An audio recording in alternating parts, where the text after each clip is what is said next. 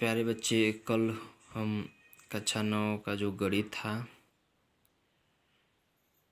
संख्या क्या होता है, प्राकृतिक संख्या, पूर्ण संख्या, पूर्णांक और परिमेय संख्या क्या होता है, उससे बता चुके थे। और आज हम आप लोगों को अपरिमेय संख्या के बारे में बताने जा रहा हूँ। मतलब अपरिमेय संख्या क्या होता है? मतलब जिस संख्या को हम p/q के रूप में नहीं लिख सकते हैं, अपरिमेय संख्या कहलाती है। जैसे 1/0, 2/0 इत्यादि। तो यहाँ कहने का तात्पर्य है कि अगर सिर्फ जीरो दिया रहे, अगर सिर्फ दिया रहे तो इसके बट्टे में 1 तो मान के चलिए हमारा छुपा है, तो इसका मतलब एक परिमेय संख्या हो गया। परिमेय संख्या।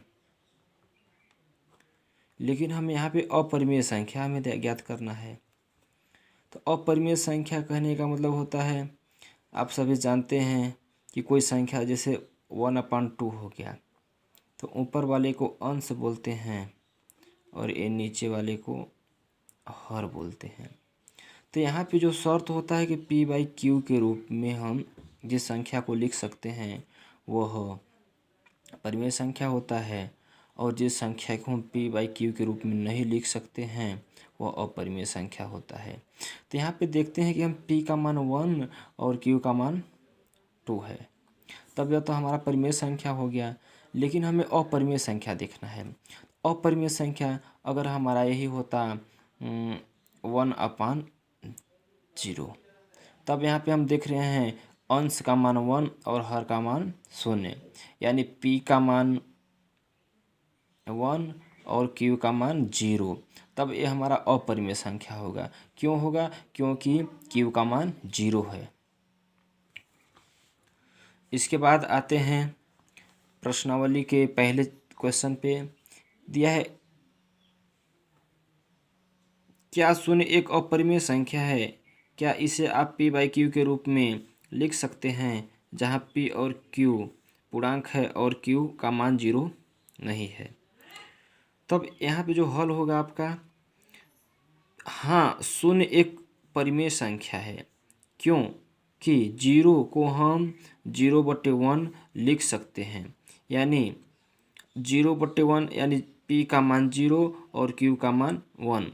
तो हमारा जो परिमेय संख्या के लिए शर्त होता है वह p/q के रूप में हम जो कि लिख सकते हैं, वही परिमेय संख्या होता है। तो हम 0 को p/q के रूप में लिख सकते हैं, इसलिए हमारा यह 0 क्या है? परिमेय संख्या है।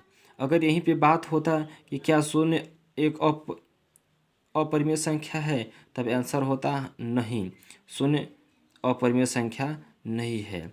क्यों? क्योंकि हम 0 को p/q के रूप में लिख सकते हैं।